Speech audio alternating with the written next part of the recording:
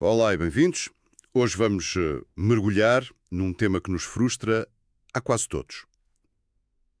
A justiça. Ou a falta dela, muitas vezes. Exatamente. E não falo da ideia nobre do conceito, falo da realidade. Daquela sensação de que, em vez de ser um pilar, se tornou num labirinto burocrático, lento, quase impenetrável. Sim, é uma sensação muito partilhada. Uma das nossas fontes de hoje resume isto na perfeição, diz que a justiça hoje parece mais um amontoado infinito de jogos burocráticos do que a vontade popular de se manter valores básicos da sociedade. Uma frase forte, mas que acerta no alvo. E para nos guiar nesta análise, temos um material de base, bem, invulgar.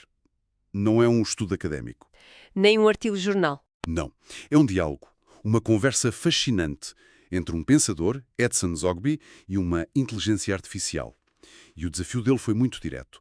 Vamos diagnosticar os problemas do sistema e, mais importante, vamos explorar soluções, por mais radicais que pareçam. E a nossa missão aqui é mesmo essa, é esmiuçar esta conversa É perceber como é que se passa de uma crítica à lentidão dos tribunais para uma proposta de reestruturação total da sociedade, usando IA e blockchain. É um salto gigante. salto enorme. E para perceber como é que se chega a uma ideia tão radical, temos de começar pelo princípio, o diagnóstico.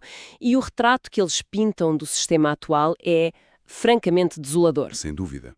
A ideia central é que a justiça se focou tanto nos formalismos, nos processos, Nos rituais, exato, nos seus próprios rituais, que perdeu o contacto com as pessoas e com o objetivo final, que é, bem, fazer justiça. E as consequências disso, que a própria IA enumera, são devastadoras. Primeiro, as decisões chegam tão tarde que muitas vezes já não resolvem nada. Uma justiça tardia, no fundo, não é justiça. claro, Segundo, isto cria e alimenta ciclos de impunidade. O sistema é tão complexo que quem tem recursos consegue, explorá-lo para nunca ser responsabilizado. e isso leva-nos à consequência que talvez seja a mais grave de todas, que é a perda de confiança. Exato. Quando as pessoas olham para as instituições e sentem que elas não funcionam, ou pior, que não funcionam para elas, todo o contrato social começa a ruir, E o diálogo não tem medo de tocar na ferida mais exposta. que é a da desigualdade. A conversa chega a uma conclusão que é brutalmente honesta. Diz mesmo com todas as letras. Sim, só quem não tem dinheiro vai preso. E isto não é por uma maldade deliberada do sistema. Não é uma conspiração. Não, é o resultado inevitável de um campo de jogo completamente desigual. Quem tem dinheiro contrata os melhores advogados, que são mestres em navegar neste labirinto. Eles não precisam de quebrar as regras. Eles usam as próprias regras a seu favor. As complexidades, as lacunas, para adiar, complicar e, no fim, vencer por cansaço. E aqui entra um paradoxo muito interessante que a fonte explora. A independência do poder judicial, que em teoria é sagrado. Para proteger de pressões políticas, claro. Exato. Mas na prática acabou por criar uma espécie de redoma. Isolou os juízes e todo o sistema do escrutínio e da realidade do cidadão comum. Criou-se uma elite jurídica, quase uma casta. Sim, uma casta que fala a sua própria língua, o juridiquês, e opera segundo as suas próprias lógicas internas. O sistema que devia servir a sociedade tornou-se, em muitos aspectos, uma ilha autorreferencial. E é muito difícil para quem está de fora perceber o que se passa lá dentro ou ter qualquer tipo de influência. Mas perante este cenário sombrio, a conversa muda de tom. Felizmente, Deixa o diagnóstico e passa para as soluções. E como seria de esperar num diálogo com uma IA, a primeira porta que se abre é a da tecnologia. a ideia é mais óbvia, não é? Usar inteligência artificial para acelerar a análise de montanhas de documentos, de processos. Para encontrar padrões, tornar tudo mais eficiente. No papel, parece a solução perfeita. Uma IA que consegue ler milhares de páginas em segundos. Parece a arma ideal contra a lentidão. Mas aqui é que a conversa fica realmente interessante, porque o Zogby lança imediatamente um balde de água fria nesta visão otimista. Exato. Ele levanta uma questão fundamental. E se essa mesma tecnologia superpoderosa for entregue aos advogados ardilosos? Lá está. Eles podem usá-la não para acelerar, mas para encontrar ainda mais lacunas, mais precedentes obscuros, mais formas de inundar o sistema com recursos, adiando os processos até à prescrição. A tecnologia aqui é uma faca de dois gumes. É um amplificador de força, mas não escolhe o lado. Pode amplificar tanto a busca pela justiça como as táticas para a evitar. E a resposta da IA a este dilema é muito sofisticada. Não é proibir a tecnologia. Não. É construir um ecossistema tecnológico equilibrado. Propõe um conjunto de contramedidas. A primeira é crucial. Não basta usar qualquer IA. Tem que ser uma IA específica. Tem-se de desenvolver uma IA regulada e imparcial, que sirva de árbitro. Ou seja, um sistema que não só analisa os casos, mas que é treinado para detectar e sinalizar estas manobras de adiamento. Seria como ter um fiscalizador digital a vigiar o processo. Exatamente. Uma IA a policiar o uso que os humanos fazem da outra. Mas não só. A IA sugere ir mais fundo e atacar as próprias regras do jogo. Como assim? Propõe usar a tecnologia para ajudar a redesenhar as leis processuais, reduzindo as lacunas que permitem estes abusos. Por exemplo, implementar limites objetivos e automáticos para o número de recursos.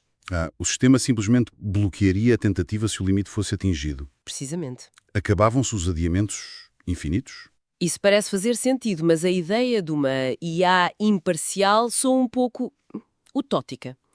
Quem programa? Quem define o que é uma manobra de adiamento versus um recurso legítimo? Essa é a questão de $1 milhão. Não corremos o risco de trocar o preconceito humano por um preconceito algorítmico, que é talvez mais escondido e mais difícil de combater? Sem dúvida. E a conversa não ignora isso. O último ponto da proposta da IA é precisamente a necessidade de uma supervisão humana e ética constante. A tecnologia não pode ser uma caixa preta. Tem de haver transparência. Tem de haver comitês de ética, transparência nos algoritmos e, em última análise, um juízo humano que toma a decisão final.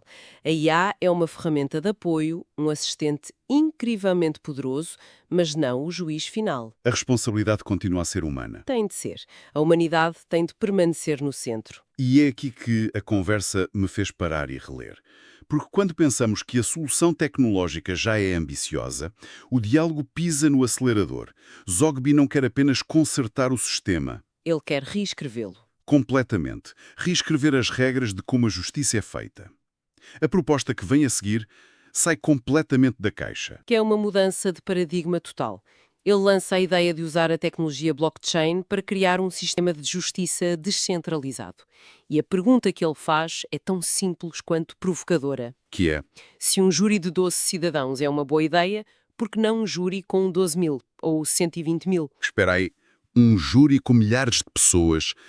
A minha primeira reação é que isso seria o caos absoluto. É a reação lógica. Uma multidão a decidir o destino de alguém. Como é que o sistema proposto na fonte lida com o risco disto se tornar um concurso de popularidade ou de ser dominado pelo efeito manada? Essa é a objeção imediata, claro.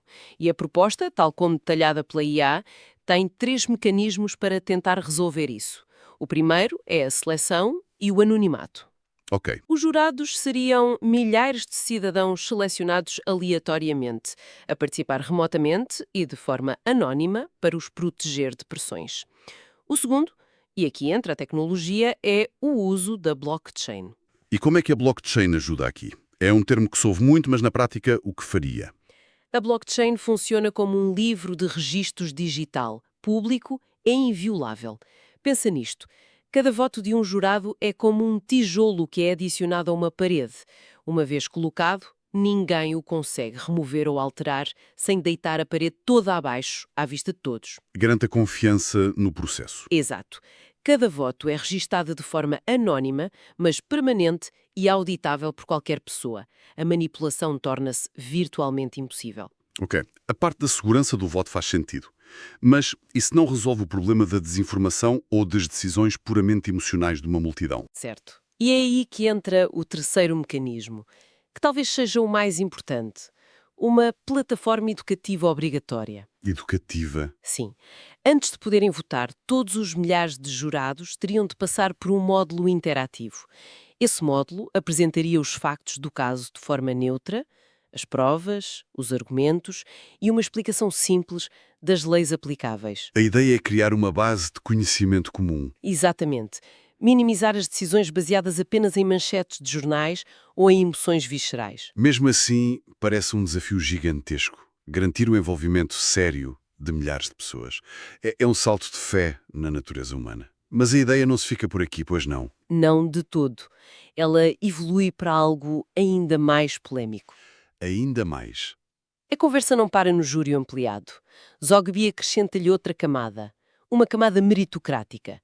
A proposta é que neste júri de milhares, nem todos os votos tenham o mesmo peso. Como assim? O voto de um cidadão com menos deméritos no seu portfólio teria mais valor. Certo. Vamos esmiuçar isto. Portfólio de deméritos. O que é que isso quer dizer na prática? Uma espécie de cadastro cívico? É precisamente essa a ideia.